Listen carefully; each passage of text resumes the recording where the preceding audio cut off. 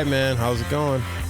Dude, it's going good, man. It's, I'm already on, I'm not racing, but I got like the Wisconsin spectating countdown on my Garmin watch right now. I'm so pumped about heading up there, like the annual C26 conference. But yeah, it's a great day here. It's cooling off a little bit. It's still August. It's August 21st, the year 2025. Welcome aboard, everybody. You listen to the Crushing Iron podcast. This is episode 871. Yep. Yeah, I'm excited about Wisconsin, but first I got to get a big weekend out of the way. Yeah, you got. Let's before we dive into our topic today. What do you have on tap this weekend? Or are you gonna go you have a general outline of what you'd like to get done with some wiggle room each way, or what's the plan this weekend? Well, actually, the plan is I'm taking my mom to Lambeau Field for the first time in her life. No. Yeah. What? Yep, it's gonna happen. Lifelong. And has never been to Lambeau. No. Well, I've never been there either. What? Yeah. I mean, it's like me. It's like me living in Nashville. Not my entire life, but a lot of my life, never set foot in the Grand Ole Opry. Never set foot in the Country Music Hall of Fame. No thanks. I'm out. Yeah, I don't even know. I mean, at some point, I growing up, it's such a tough ticket, and I lost my zest for the NFL quite a long time ago, but I'm kind of getting back. I'm excited about it. I mean, she's really pumped at preseason game, but my biggest challenge is going to be she's probably going to want to rage at these tailgates, man, and I got to yes, keep she is. I got to keep it under control. I gotta, but yeah, I don't know. I'm kind of trying to work around that because it's a day game, so we got to leave fairly early. Yeah, it's still a couple-hour drive, so I gotta, get something out of the way in the morning probably, and then I don't know. I'm not going. I'm just kind of playing it a little by ear. I got to get a decent bike in, decent run. That's all I care about, and then that's it. Hayes in the barn. Dude, it's funny because we were talking about putting the hay in the barn too early, and one of my athletes who's racing in Wisconsin, she said, she said, if you put the hay in the barn too early, it starts to mold. Ah, that's a good point. Yeah, she's like, you can't put it in too early. And then I was like, beautiful. I was like, this is even something we should use going forward. You don't want to be scraping out moldy ass hay on race day. You want some legit hay that you can eat from, especially with the cows and the mooing going on in Wisconsin. You can't be. Listen, nobody wants moldy hay. No. Sometimes I watch a lot of YouTube, and every once in a while there's all these my first Ironman at Wisconsin, and I'll sometimes watch. I just want to see what people are doing with them. And there's this guy who was doing his first Ironman and everything, and he was showing everything going on and all that. And then the day before, I believe, because it was after the 70.3, he went out and did a practice swim, and then he was walking up on shore, and he goes, well, the hay's in the barn. And I was like, yeah, that's about when it gets in the barn. It's like the day before the race. Yeah, it might be a little bit too late to put the hay in the barn, but yeah, I mean, it should be, the hay should be in the barn, about 4 to 5 days in, really. You should be, you're right now, you're just maybe you're rolling the hay, right? Is that what they do? You roll it or bale it, and then you put it in the barn. I don't know. I'm not a farmer. I don't know any of this stuff, but it's funny you said that, because we were talking earlier in the podcast, or before we went live, about a question that I asked you, but I also thought we haven't done one of these in a while, and this is definitely putting us both on the spot. But I figured I would ask you, I'll ask you the question I asked you earlier. But you're getting ready for Wisconsin, and because this is pretty common, right? So maybe we just ask each other a bunch of questions today. If you had to, because I know you don't do this a lot, or maybe ever. Would you rather kind of? It's not going to be a would you rather. I wouldn't do that to you. If you had to watch one video on repeat while you did a 2.5, 3.5 hour trainer ride to get completely locked in for a race, what would it be? Oh God. One video? Could be anything. Could be a long video, could be a YouTube video, could be, something that if you're one of those, I mean, you're probably not, I know I am, but if you had to go back and pick, a short highlight video. I mean, first of all, have you done that before? What? A little pump up, a little YouTube video, it's inspirational, get you flowing. A lot of times for me, it was always kind of music. Because would you pick a music? It's the same thing, right? And this kind of like goes into our topic, but do you pick music that like makes you rage and like that gets you fired up, or do you go more towards music or like tones and tunes that make you like not get up in your feels, but like feel more inspired or grateful to like push you forward? Which one do you kind of go towards? Well, I typically would probably go with, kind of like old R&B, kind of like, Ooh, like Boys to Men. We talking here? No.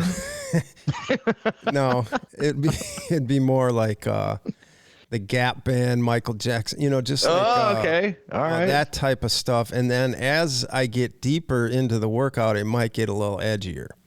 Because when the pain comes, I'm just kind of like throwing shit to the wind and just saying like, all right, be a baller here, a gangster. So we're warming up with R&B.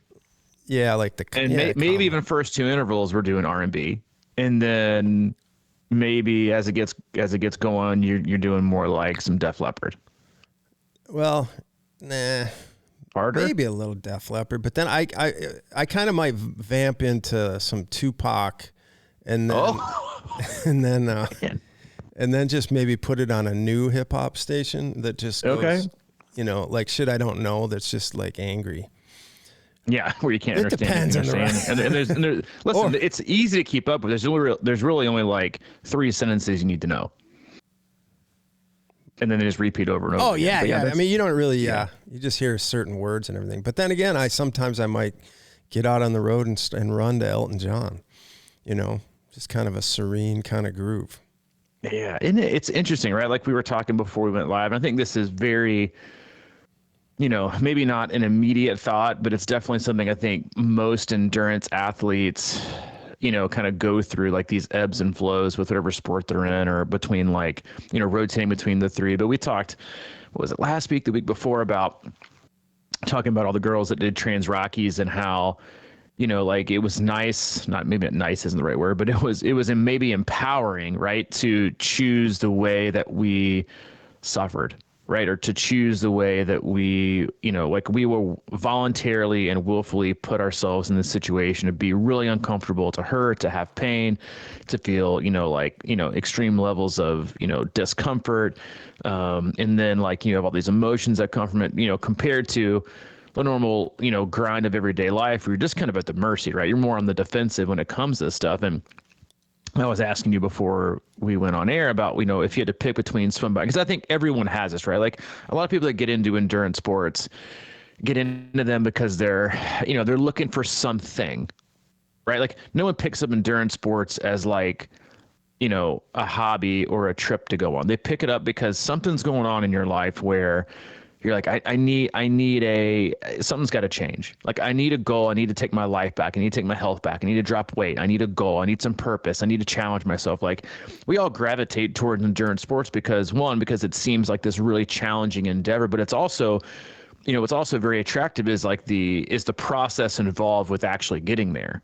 We've been doing this podcast for 9-10 years. It feels like forever, but we both got into the sport for somewhat similar reasons. Right, like I got into triathlon 20 years ago because I was insanely, for me, like very, very, very overweight. I mean, I was about 60 pounds heavier than I was now. My life was falling apart, and I know you got into, you felt kind of the same way when you started to get into it. Like I think we all had this, or people that are in great physical health find themselves in a really rough place mentally, right? Or emotionally. So they grab onto these things. So everybody has these kind of flux of emotions and things that they're going through mentally, emotionally, and physically. And it's kind of those 3 pillars that drive what we do with all endurance sports, right? Whether it's, doing your first sprint triathlon or doing a marathon or doing a long gravel ride, like there's something out there that makes it so appealing and so addicting to most people. And as just like with life, like I think outside of sport, everybody has their go-to when they like have increased levels of stress or anxiety. Like for me, it's cutting the grass, Like Oh yeah, if I'm having solid. a bad, same with you. Like it's like I like Hayden's like obsessed with cutting the grass on his own. Like he wants to cut the grass. He wants to do all this stuff. I'm like, first of all, I love the fact that you're 9 and you want to push more yard. Second, I'm not sure I can handle your like squiggly lines. Like I'm having a hard time handling it. So usually I go back and mow over it. But anyway, but I also like, it's not just the giving up the part of like how the lawn looks. It's like the giving up of how it makes me feel after I'm done. Right, like zone out. I'm taking care of my, my property. I'm doing something else. Like, and if you can appreciate and taking care of your lawn, you know exactly what we're talking about. It's just like that's the one thing I'll do. I'm like, you know what? I think I'm gonna go out and cut the grass. And sometimes I'm like, I know I cut it 3 days ago, big deal. But that's like my thing. And so we all have these things, whether it's taking a walk with your dog, taking a walk with your friend, reading a book, doing yoga, meditating. We all have these things in like day-to-day life that we gravitate to when life is like, punching us in the gut. Right. Or someone's pissed us off. Like we all have this thing. And I think it's the same thing with training. I mean, I know it is, like for me, this is going back forever ago, and I can't help but think back to like, 2020, 2021, where everybody was kind of cooped up. Wasn't seeing a lot of people. You and I were still seeing each other pretty much every day in the hub because we stayed open and, in there on the watt bike, just some days just fucking hammering myself to death. I mean, like going through, some rough patches and still do, everybody goes through rough patches, but the bike to me is always where I can just get on the bike. And if I'm having a rough day or I'm in a really bad spot or even like, feeling like somewhat depressed or down or anxious, like I can hop on the bike and I'd rather not do zone 2. I'd rather just completely obliterate myself and I can go deep in that area. Some people can't, but when it comes to the run, the only times I've ever gotten like teary-eyed doing any training has always been on the run. Never cried on the bike. Sure as hell never cried doing a swim. But there have been some like long runs where if I'm having like a rough time, like I'll go out and I'll do like a long run and you're with your mind, you're with your thoughts, you're with your feelings. And then you start to become like grateful and like things change. I'm like, man, like I really appreciate the ability to do this. Swimming, not so much. I'll just kind of like swim straight, work through my thoughts. But I think every athlete that's at least been in the sport for, a while and has had enough time in the sport to have also had enough time where things have gone, maybe not ideally in their day-to-day life, has their cathartic sport within triathlon. So I thought it'd be kind of an interesting topic about maybe one, how to like use that for good, but two, like what those things are usually telling us, about that sport or about what we're going through. But then also, frankly, just like to be appreciative that we have an outlet, right? And that's one of the biggest things. I know you're exactly the same way, like that I have fears for when athletes, start to not train or to start to like, hey, I want to take a break from it. Like, listen, I don't care what you do or who you get coached by or what, just keep doing something. Because I know for me, like if I didn't have an outlet that was positive, you can put whatever spin you want on endurance sports and extreme things and what it might do or not do to your body. But I can tell you right now, like I'm much better off having the opportunity and having the desire and having the motivation and having the skill set to be able to go out for a 45, 60 minute, run or even longer, right, on a whim to get through some things than it is to pony up at 1:00 on a Friday and start pounding White Claws. Yeah, that's a great point. I think I was actually thinking about, before you even mentioned that, a little bit in my head was sort of like, we get to these points, and last time we talked about it, but, you get to these tough points, and, I think that, I believe most people can do this sport. It's just a matter of sticking with it and getting to the point. But like if you're going to, like 5-6 hour rides, those kinds of things are very difficult, man, mentally and physically. And I think they can wear you out. And I have a similar thing where I do, if I'm going to get on the bike, I almost feel better if I do just like a HIIT workout, like you're talking about. And then, but it's very like, for me, it's very natural to ride a bike. And I don't really have, I think maybe part of it is having a place to ride, that you really love, that you feel comfortable and stuff like that. Because, when I used to go to the lab, that was kind of my escape at that time. I'd go down to the lab and just blast my ass all day. but first of all, before we go any further, I want to make it clear that I do not put on Boys to Men at any point of my training. You just lost street cred right there. Sorry. But and I will occasionally put on Jack Harlow, What's Poppin', and see where that takes the feed, but I forgot my favorite was the Pimps from Rockford. They're my favorite band. Oh, there you go. They're like the edgiest, selling out your local hometown boys. Yeah, because that would be like, for years and years and years, and a lot of times now I don't even ride with power, but like to me that is my power, man. It's I hear some of that shit and I just like I'm pushing to the edge here on the bike, and so, but it's very comfortable.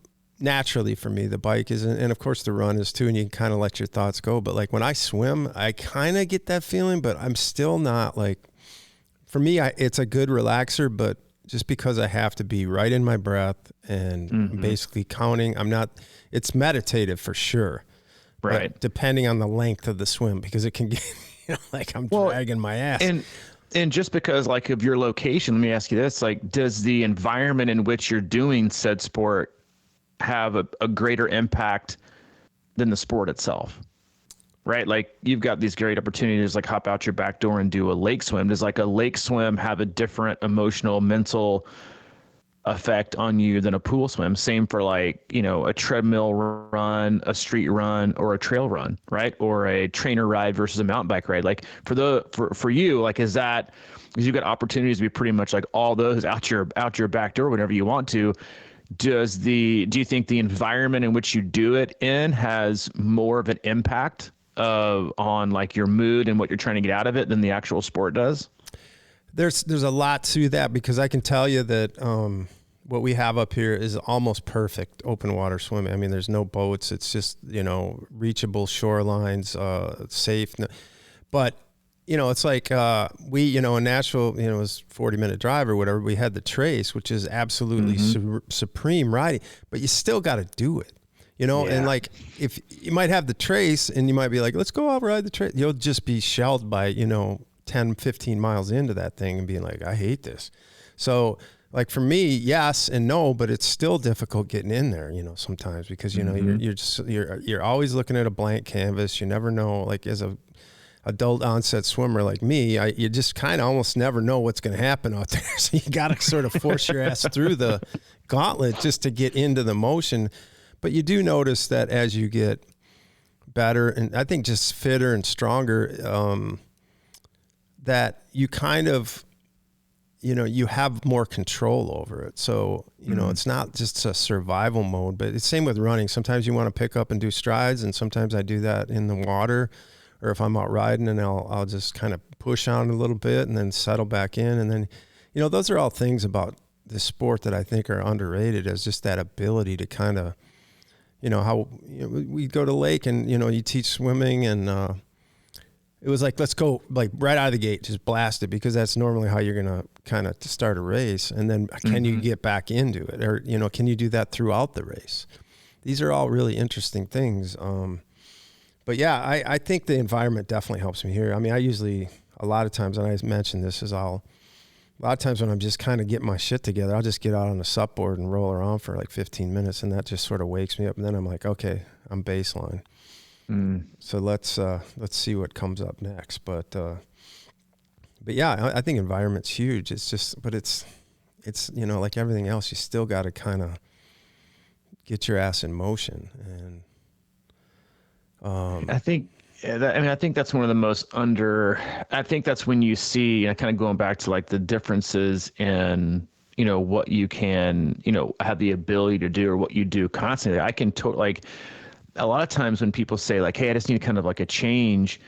It's not that you need a change of like swim, bike, run. You need a change of scenery of which you do swim, bike, run. Right. And I think that's like a huge not indicator, but a huge reason why so many people have like burnout is they don't change things up enough, that they're trying to be overly specific, and they get almost, I know this is coming from like the guy that says varieties for the week, but like you're trying to do too much the same way all the time. Right. So like if you're a guy that always goes the same lap pool and always does your rides on the trainer and always does your runs like on the same run or the same trainer, they're like, yeah, fuck yeah, I can see exactly how you might get burnt out. right? Like it's great to a point, but then you're like, dude, like I can't, I'm done. Right. Because it gives you a different stimulus. Like I know for me, like riding with a couple people outside or riding with Hayden or riding on the trainer or, doing, like a different, type of ride outside gives me, all three of them give you a totally different feel. Same with like running on the treadmill versus running outside versus running on the trail.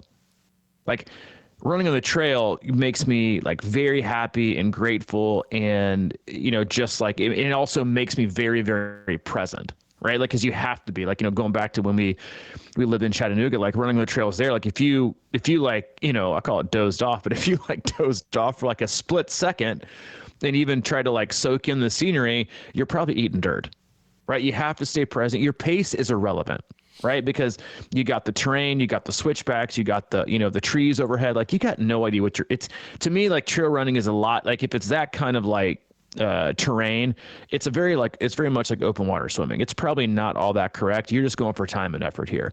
So it's a great way to both disconnect from the things we find ourselves staring at, right? Staring at your GPS every 2 seconds. Like you stare at your watch every quarter mile on the trail, you're eating dirt.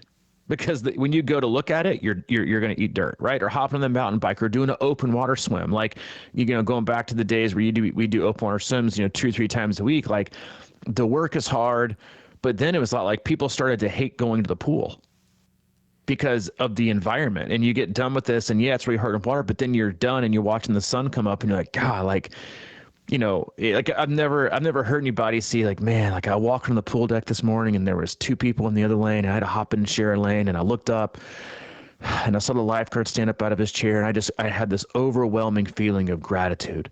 And it was just like, I really like changed the course of my day. You don't ever hear that. But if someone like gets up early to do like an open water swim, they're walking out on the beach or the dock or whatever it is you're swimming, you see the sun coming up over the water in nature, you're about to swim in. And that's when you hear it, right? You're like, God, like, I'm so grateful I can do this. Like it's inspiring. You're in nature, which has been proven over and over and over again to be like the best medicine for like depression, anxiety, all this kind of stuff. Like getting out in nature and getting sunshine and getting your vitamin D, like being out in the within Mother Nature, like it's so good for you. You get a different feedback from that. And so I think if we don't change things up enough to get that feedback, or you're one of those people that does everything inside, like swims inside, bikes inside, runs inside, like I can see why it would crush you, because it's the same type of physical stimulus, like we're, outside of like the intensity you're putting on yourself and the duration. But to me, it's also very much the same like mental and emotional stimulus or lack thereof, right? Compared to, and I think that's a huge reason, like when we do these camps, like, you just did the Wisconsin camp and we do our run camps and our tri camps, is it's like the people, but it's also getting out of like your normal training routine and doing things more outside that are different. A lot of them are in nature. You're being challenged with like a group versus always training with yourself. Like, I think if we don't change those things up enough, right, and find different ways to, again, like create stimulus or create gratitude, right, or create like positivity in what we do and like going out and do these things. Yeah, like you said, when we lived in Nashville, like, yeah, if I'd have lived on the trace, it'd been a totally different story. But like, you got to drive 35, 45 minutes out there, and then you got to get your bike, or then you go out there, and then, it's usually probably in the afternoon. And then you do it too much, then you start to hate it, and it becomes too much. It's just enough to do like, once a week, twice a week, like we did it. Then you got the lab, totally different stimulus, right? Pancake flat, super windy, nowhere to hide, no shade, a total mental game too. Right? Because you're just riding your bike around in circles and you can quit whenever you want to. Every 1.2 miles, you can quit and just peeling over. Right? Versus the trace, rolling terrain, beautiful scenery, no stoplights. And the further you go, the farther you are away from your car. Right? There, you can't just like get to mile 30 and be like, what, I think I'm good for the day. At the lab, you can just pull off and you're at your car in like 0.2 seconds. Or for you, you're at home in 3 minutes. On the trace, you get to mile 30, you're having a bad day. Guess what happens? You got 30 miles back. Yeah. You got to figure that shit out. Or you're on the trainer at home and you go through a rough patch. You can just get off and find an excuse to not do it. And so I think like the more opportunities that we have, almost we start to not obsess maybe, but we start to get addicted to a specific modality within those sports. and then we don't branch out enough because then it becomes unfamiliar. But then we forget about what it does to us, right, and for us. And I'm not talking about changing up every workout every week, but I think the upset, like I had an athlete that's doing Ironman Chattanooga was like, hey, I've been doing all my long rides outside the last few months. They're going great, but as we get closer to race day, would you rather me do them inside to do more of the spirit of the workout and the intensity and the intervals? I said, hell no, keep your ass outside. Like, there's no reason to go inside, because what happens a lot of times, the more you do it inside, you become addicted to being inside, and then you become resistant to being outside. It's also the same way. You ride outside a ton, spring and summer. Guess what? The thing you don't want to do come fall, winter. You don't want to. You want to hop on your trainer. You're like, God, no. Like the other morning, I got up to go run, and I didn't know it was supposed to storm. I got out and it was like storming like crazy. And I was like, fuck, I gotta get on the treadmill. Hated every single step of it. Like every step. I checked my watch every 2 minutes. I was like, dear God, is this over yet? Compared to, I don't know, 8-9 years ago, I was doing 17 miles on the treadmill at the gym, no problem. Right? It's weird, right? Like how we go through these periods where one thing, but I only like that because that's what felt comfortable for me then. And so I only did it. So I think it's really important to do different things in different ways, right? And not be so obsessed with, oh, it's not going to be exactly like the workout. Oh, it's not going to look pretty in Training Peaks, or it's not going to look, as fast. Like, change things up, but also don't underestimate the physical bump you're going to get to do it, but really don't underestimate and downplay the mental and emotional boost you might get, or even like the door you might unlock to loving one of the sports or one of the environments a lot more than you have in the past. And then again, like, it's really giving you, swimming, you got two sports, open water and the pool. Biking, you got gravel riding, you got, riding inside, you got road bike, you got mountain bike, and they're all different sports in my opinion. Like, they all require different demands and different skill sets. Same thing with running. You got people running the treadmill, people that run on the track, people that run on the trail, people that run on, like greenways, people that run on the roads, like people running in groups. Like, change those things up, because there's something different about every single one of those that I think can help keep you engaged and help keep like you mentally and emotionally topped off. Yeah, man. It's about finding that like emotional enjoyment kind of thing, but I also think it's about comfort. I like having I've had a few people up here to kind of work on their open water swimming and stuff, and had a guy yesterday, does a lot of pool swimming. I think he gets out a lot, but it's sort of like once you get in, the open water, you don't have that, because I was noticed he was having a hard time going straight and stuff like that. And you don't have that lane. And I see it, like even at camp, I could see, a handful of people, I could see they're like walking in that water real slow. It's like, this shit's intimidating a little bit, So I think it is a matter of getting comfortable and feeling comfortable in those different environments too. And that's the thing about getting exposure, like I do a lot of, hybrids here, like where I'll start on the trainer, I'll knock the main meat of intervals out, and then I'll just take my bike off and I'll ride outside for 30 minutes, or on the treadmill. I'll start on the treadmill and then I'll just kind of get a little warm up and get something going there, and then I'll go outside and I'll worry about getting bit by a dog again. It's like I would love to go outside more. So we have all these things, like people are kind of.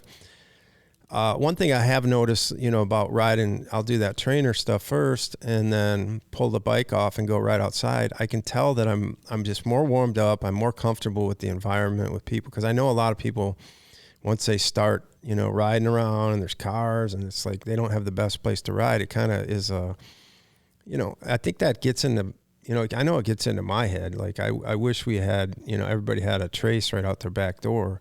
They could just go ride and feel relatively safe. But I do a lot of that kind of stuff, and I think it's just because I don't want to lose that outdoor feeling, but I also see benefits of, starting under control, maybe a little more relaxed on the trainer. And the thing with the trainer to me has always been, the more I do it, the more I enjoy it. And it's just, you need both, obviously, because you got to be outside. And you see, triathletes are very notorious for not being necessarily the best bike handlers during a race. you got to get out and take care of that stuff. But I also see a massive benefit. Like for me, I just think of it more as like a grinder pain cave. And like you're saying, I typically prefer having variation on there. I mean, there's nothing worse than a 4-hour endurance training ride when you're just kind of pedaling.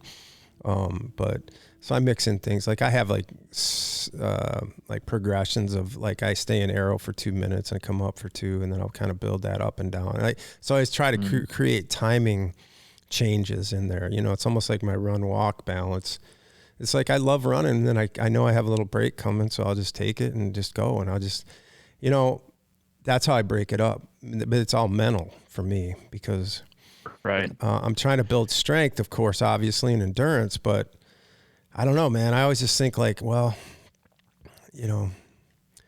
I don't have to do this. I don't have to crush myself every day or, really drive myself into the ground. I got to really figure out how to do it, when I'm racing. And it's that one day mentality kind of thing again. And I do think that, man, we go through this long season, you get to a point like now, and you're starting to have those like, man, my power doesn't seem as explosive. I feel tired more. I'm a little cranky. You have doubts, right? But you got to remember what you're doing and what you signed up for, man. Because it's easy to start kind of like, well, I don't really give a shit about this race. Well, yeah, you do. It's easy to start saying, oh, I don't care, Yeah. But, it's just kind of it's my old thing about, just right when you're about ready to make a breakthrough is when it gets hardest. So you have to kind of keep plowing through that wall at these points and just keep going forward. And then you have a breakthrough, and then you're ready to race. Yeah. I mean, I love that. And I think, that's why I think it's so crucial, right? In those we talked a lot about on Tuesday, like getting ready to race and not mailing it in and, not creating moldy hay, but it's like, that's why I think it's so important to find sessions and opportunities to be grateful in this last period. A lot of people, it's dig deep and work harder. It's not working harder. It's just seeing it through, but also like providing yourself opportunities to be like grateful.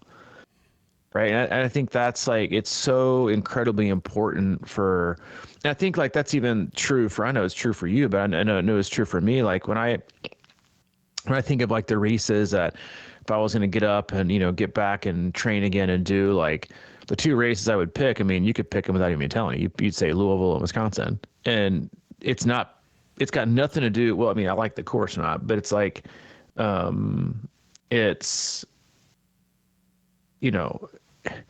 for me, it's about what courses and what experiences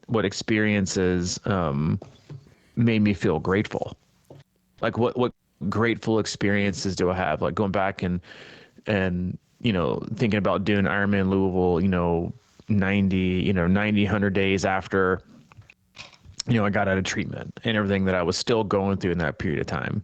It had nothing to do with the performance. It was just like, it's a lot like music, right? A lot of us love music and songs that like take us back to a certain time. Like, I think a lot of us can probably like hear a song like, oh, that was an Ironman Training Block 2019, right? Like you have this like jam that just like hits you, the words, the tones, the bumps, like, or you go back to a moment in time and like, that's the song. Like, that's why people love music, right? It makes us feel things, right? It makes us remember things and gets us into our thoughts and our feelings and like, emotions, like in a great way. The races can be the same thing. Like, then I think about Wisconsin, I'm like, man, like, the towing the line 8 weeks after Hayden was born. And again, like, closing like a really, hard chapter in my life and doing that race with you. And then just like, Allie and Hayden being there at the finish line and him being so young and, making it through things. And then just like the water there, like just there's certain places and certain things that, and everyone has that, like, it's not Louisville, Wisconsin for everybody, right? It's like different places that bring up those emotions. And I think those are things that you have to, when you think about the races and the environment that provide you these opportunities, like there's also keys to unlocking that in your training. It's like finding ways to be grateful, finding ways to appreciate what you have, because so much of it now like is so tech and driven and is so comparison driven and, and like beating this and king of the mountain that, and, fastest up this climb on Zwift, or, this is faster than the ride I did 2 years ago. It's not like, man, like I don't, I could hop in the open water and just swim for a bit and the sun's coming up and get out and just kind of stand there alone, maybe grab a cup of coffee and like, is there anything better? you know, and like, and the fact that you can do that, and the appreciation of the work that you've put into your body. And while it might feel frail, it might feel, not hopefully not frail, but it might feel frail at the time, right? Because you're so fatigued and you can't see the finish line. You can't really even appreciate the work that you've done, because you're just trying to get up every day and you're just trying to make it work today. And you're trying to get in that 45-minute run. You're trying to get in that double run, trying to get in that last long ride. And the resistance is higher, right? Because of all the things we talked about on Tuesday. Sometimes we need is just like, it's also like I love running in the dark in the morning, or taking, waffles for a walk as the sun comes up. It just like, there's something about, getting up and getting it done, but also like putting you in these situations. I like, bringing on donning a hoodie and walking down to the swim start for Wisconsin, like brings back all these thoughts and feelings and memories that you can't replace. That's got nothing to do with watts or PRs or past races. It's just like the environment and the experience, right? Which is what we don't know. That's what we're signing up for. But that's what we usually get from a race. Like we get up to do the event. We get up every day and we sign up for our first triathlon to cross the finish line and to say we did it. We're a triathlete, whatever that means. We did this race. We saw it through and we completed our task and we met our goal. But then what like comes along with it and the journey and like the things you learn in training and everything else, like that is that is something that I think is very underrated. And I think there's a lot to tap into when we have those things, because everybody goes through periods like where you just hate one thing and the other, right? Like I had an athlete that's doing Wisconsin. He's had a really, really, really challenging, really, really, really hard year. Like the toughest that they've ever had since I started working with them. And they were like, hey, like, I feel like we've done way more running than we've ever done in the past for any event. And I said, we have. And that's because the only comments I ever read about you loving something is loving running. And the rest of them, you just don't like doing right now. So yeah, like, is it ideal? No, but if you love it, then I'm going to give it to you, because I think it's what you need mentally and emotionally more than you need like some physiological,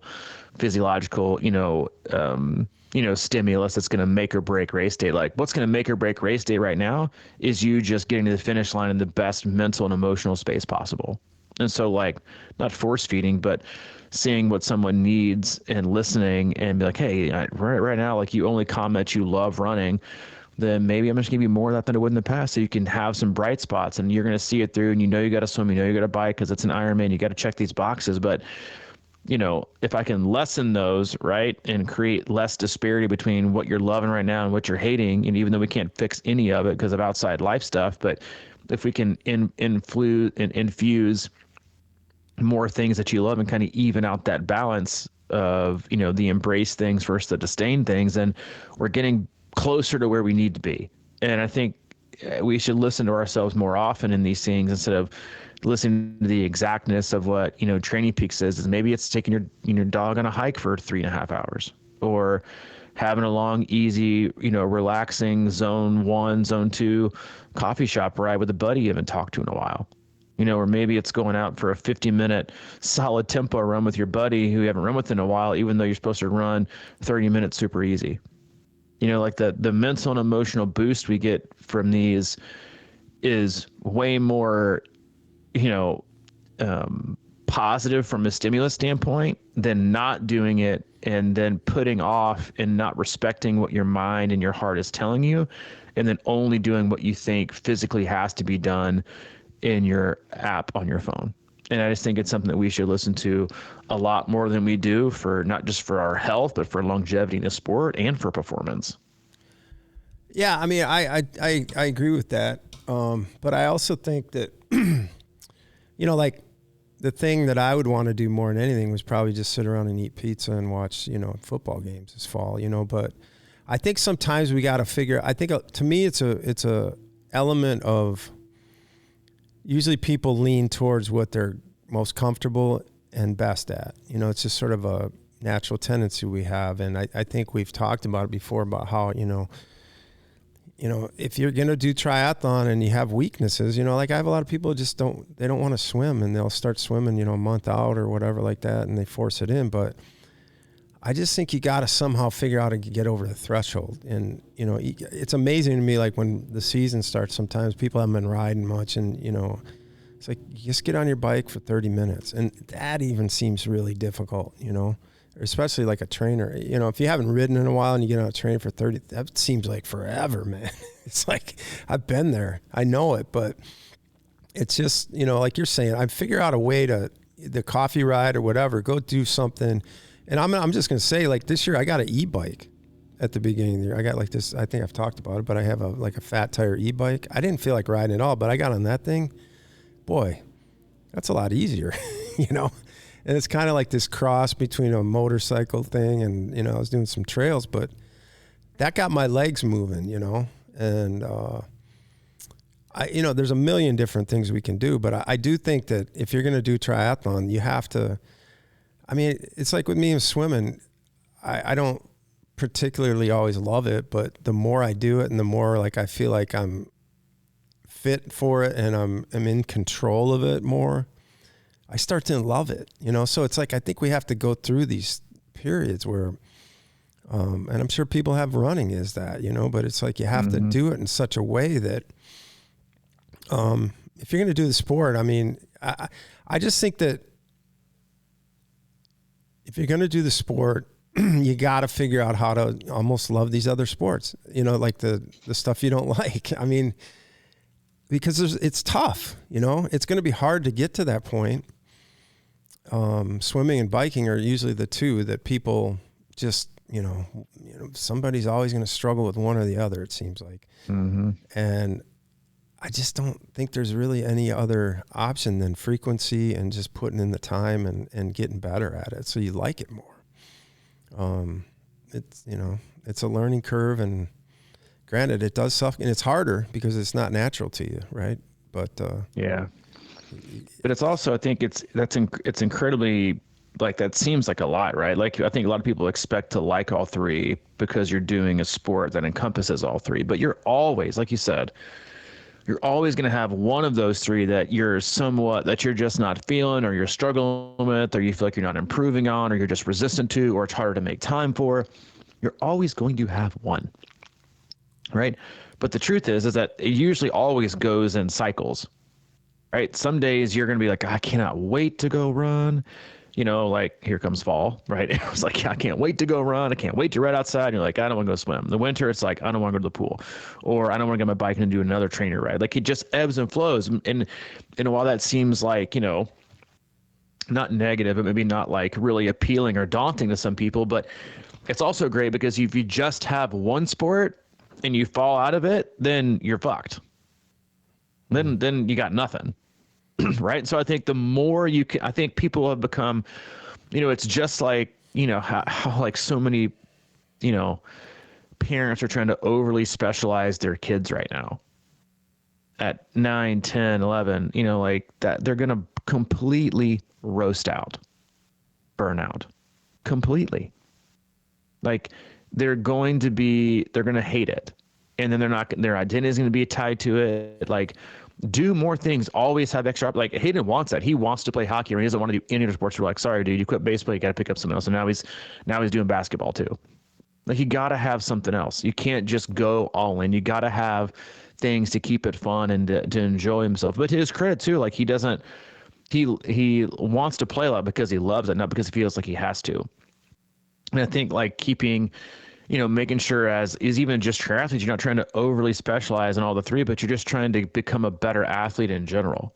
And again, so like, if you hate running, or even like you did, like you got injured, you got the other two. You can still swim and bike. Or you hate swimming, you can still bike and run. You hate biking, you can still swim and run. Like, you've got all these things and all these opportunities, you know, at your disposal. Like, you should, and then lean into those, right? Like, absolutely, lean into the fact that you've got opportunities. Don't be so overly specific, because that's, again, like, that's what, it's the same thing as like being overly specific in your sport and not, you know, being open to, you know, like, I got to run on the road because it's more specific to triathlon. You know, I got to be triathloning all day, every day, 7 days a week. Like, no, like, every other week, go on a freaking trail run, you know, like, off season, go cross country ski, you know, like, open water swim. I can't see my times. Okay. Who cares? right? Get a hop on the gravel ride, but it's not gonna be the same. It's a different position. Okay, well, big deal. But if it keeps you engaged in doing it longer, like we talk about all the time, the best ability is availability. Then that's the key, right? That is the key to longevity. And longevity in sport means you have a much higher likelihood of reaching your full potential. But that's also like counterintuitive to what we want as society and we want as humans these days is we want it right now. If I can't prime it, I don't want it, right? I'd rather sacrifice what I really, really, really want in the long term, and I'll take half in the short term.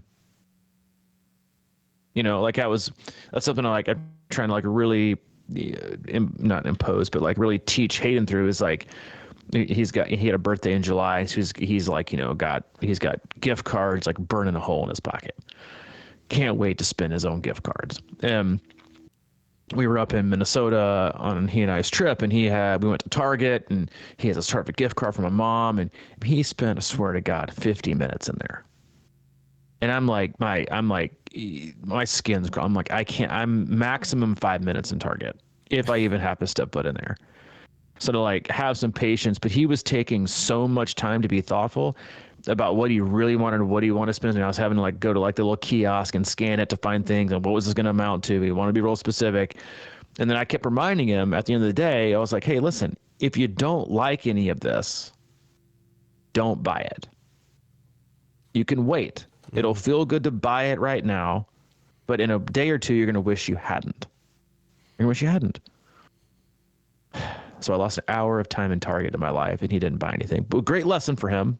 But it was gut wrenching. And then pull the trigger, huh? He didn't pull the trigger. He didn't love it enough. I was like, man, I'm inside. I'm like, I can't believe I just stood here for an hour. But then like a couple of days ago, he's growing so freaking fast that he needed a new bike. So we took his bike to the bike store, and I mean, super pumped, like couldn't wait to get there, couldn't wait to see what was available. And we take him to the Trek store because they got this great like trade-in program. You can take your bike back and they'll trade it in and give you like a credit towards your new bike or whatever. And then they end up giving the bikes away to kids who can afford bikes. Anyway, he was like, God, he was like, I love this color, but it was a color of like a totally different size and model. So he test rode the bike that he was going to get, but it wasn't in his color. And he was like, I kind of like this red. I kind of like this. And I was like, yeah, but you like the other color. They just have to order it and you're just gonna have to wait. He's like, yeah. But and we've all been like this in a bike shop, right? Like, I love that color. It looks great.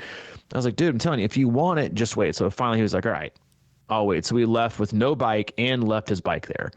And then he, went back last night and got him his new bike. But yeah, I mean, it's hard to wait, and it's hard to have patience, and it's hard to see that there's something better in the future. The longer we can do it, or the longer we wait, or the more patient we are. Because again, like right now, everything we want to is overnight. Everything we want to is today. I got a PR. I had this race in 3 months. Or I don't know what I'm going to do anymore. Like, well, you're already kind of like failing. If you're putting that much pressure and there's already an end date, then man, that's like, no wonder you're kind of like floundering. Like it's a process that should be never ending. And the more you can climb mountains, and the more you can swim with an open water, the more you can run with friends, the more you can do different things and change. Like that is exactly what keeps you in the game. Because you can't be in the game if you're on the sidelines, right? Or you're watching, or you're in the stands just watching.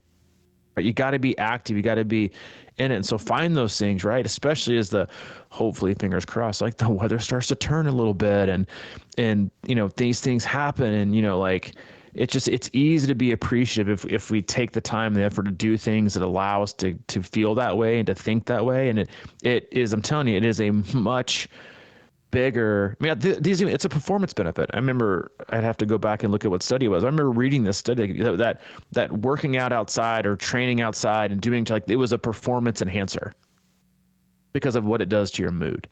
And so if you're struggling, or you're beating yourself up about every this and every that, then just disconnect sometimes, or change it up and look for more of an emotional, mental stimulus than just the obsession about what the data is going to read on the device of your choice that day, right? Because the device isn't going to elevate your mood for the rest of the day, right? Doing something outside, mood elevator. Cutting your grass, definite mood elevator. Like these little things, walking your dog, mood elevator. Like all these things, can elevate your mood, but then also probably makes you more likely to continue to do positive things for yourself. Right? You wake up, you're too tired, you don't want to run, and you're like, God, I just don't have it today. And then the rest of your day, you feel tired. You wake up, you're a little bit tired, you don't want to run, but you go run anyway, you come back. What do you got? All of a sudden, right? You didn't sit on your ass. You didn't spend the first 50 minutes of your day scrolling through a news feed or a social media feed, and then you're tired the rest of the day from staring at a screen and having one cup of coffee and not doing anything for yourself and not moving. You chose to go run when you didn't want to, and you got outside and you ran, you disconnected, you came back. Guess what you are? Guarantee you, 99 times out of 100, you're in a better mood. You're in a better mood. And you're more productive. And you're more ready to take on the day. And guess what you are? You're more likely to work out again later in the day. If you skip the first one, most of the time, you're probably going to skip the second one. And that, to me, that tells you all you need to know about getting your shoes on. Hardest part of the workout, hardest part of the run, putting your shoes on. That's it. Everything else of that is easy. It's just taking that first step, right? Hopping in the pool, hardest thing, right? Getting your bike ready, pumping your tires, hardest thing. Once you're on it, you got it. It's just getting that started and changing things up and allowing yourself to, again, like, set these benchmarks. Like, we're so obsessed with benchmarks and metrics and training, and what we're going to hit and, where I am on my progression and what my profile says. Like, I think we should also have like mental and emotional benchmarks. Like, how happy are we right now with our training? How much do we love it? Like, what do we feel like we need this goes different? Like, that's what keeps us going, and that's what keeps us healthy. Yeah. Yeah, I just quickly back to your Target story. I was thinking about that, being in there and not buying anything because you don't see anything you want. But that's why Amazon's got us by the balls. I was like, because you can just think of anything. I was on there the other day looking at spinners for my lawnmower wheels. Just little accessories for my lawnmower. It's like everything's there.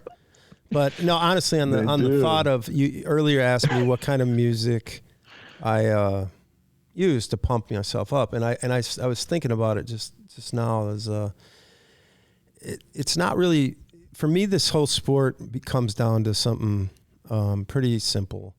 It's sort of like I feel like naturally when I get on a bike, I kind of feel like a cyclist because I grew up mountain biking. I've always ridden bike. I kind of feels natural for me. Running is last 10, 12 years. I still don't feel like a runner all the time. I mean, I have my moments, and the same with swim.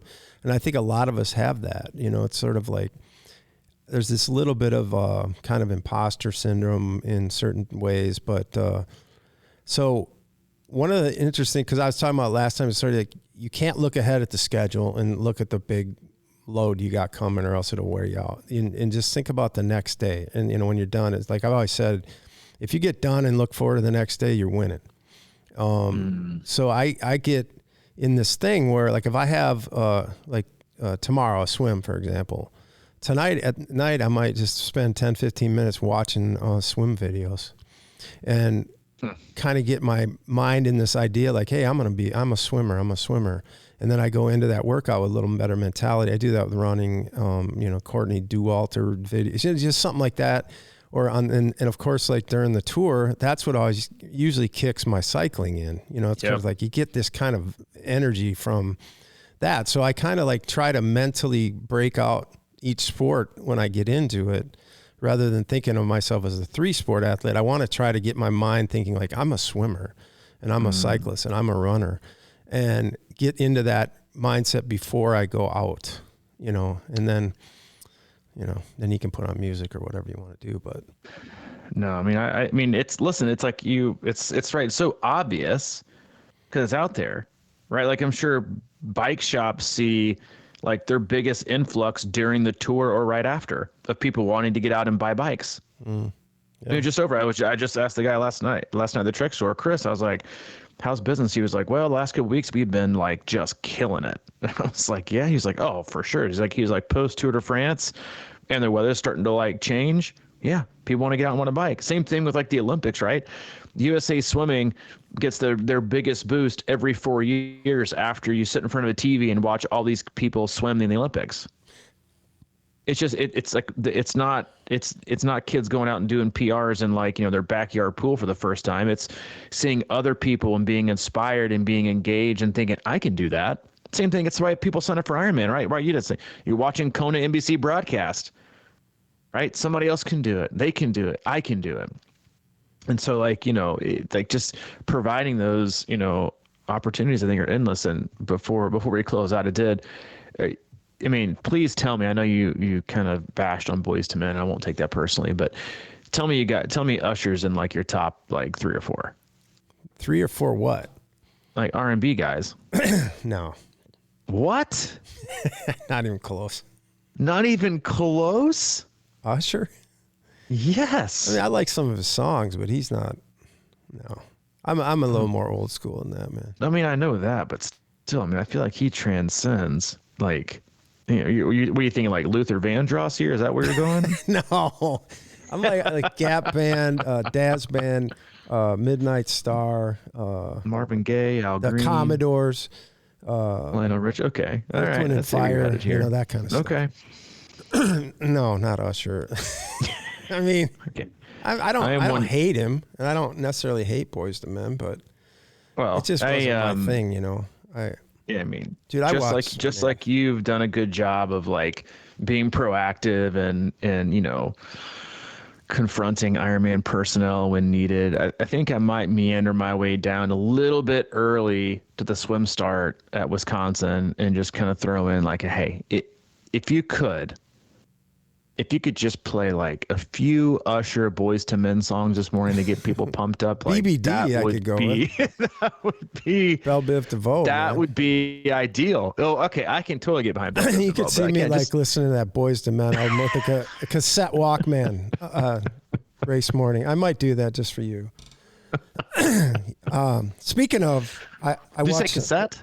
Yeah, cassette Walkman. If you can get one of those in a dude, I mean, BBD, I read the other day that Taylor Swift's new album is coming out only on cassette. Oh God.